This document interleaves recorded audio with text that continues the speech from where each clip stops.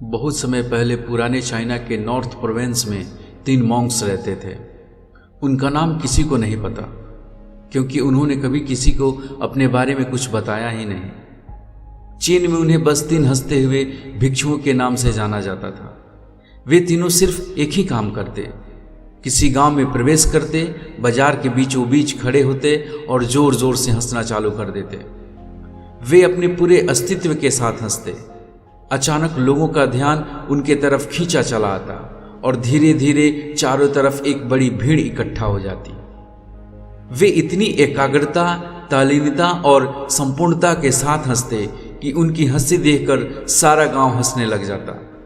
जब वो पूरा गांव हंसी के समंदर में डूब जाता तो वे दूसरे गांव चले जाते।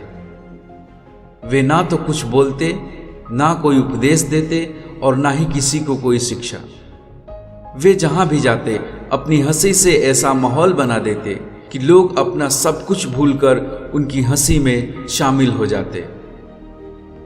धीरे धीरे चाइना में लोगों का प्यार उनको मिलने लगा और वे फेमस होते चले गए 3 लाफिंग मॉन्क्स के नाम से।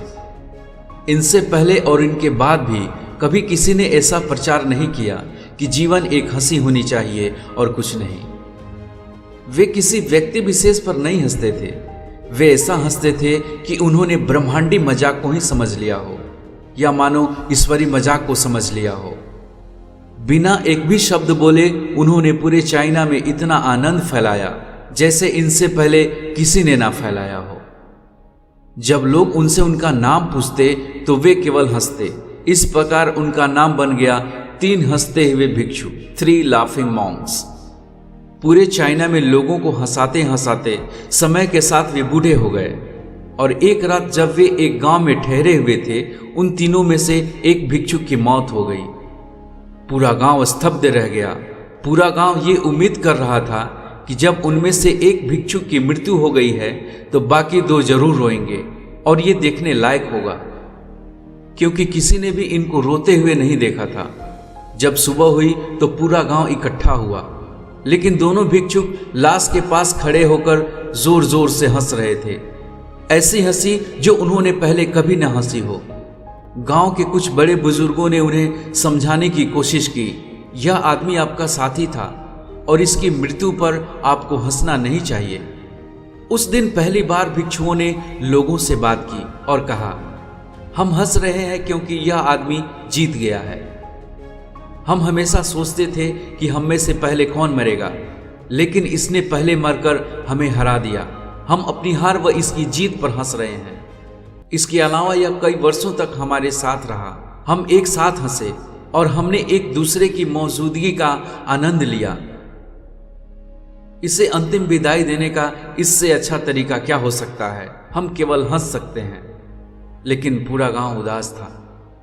जब मृत भिक्षु के शरीर को अंतिम संस्कार के लिए चिता पर लेटाया गया, तब गांव के लोगों को एहसास हुआ शेष 2 भिक्षु मजाक नहीं कर रहे थे।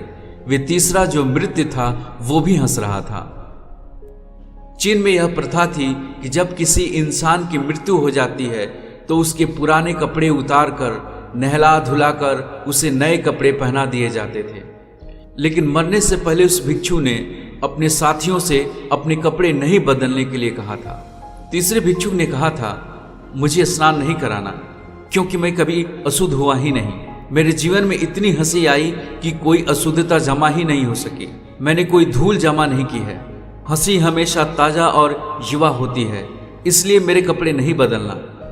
जब मरे हुए भिक्षु के शरीर में आग लगाई गई तो गांव वालों को पता चला कि उसने अपने कपड़े में कुछ पटाखे छुपा कर रखे थे, जो आग लगने के बाद आसमान में रंग बिरंग कलरों में फटकर बिखर गए।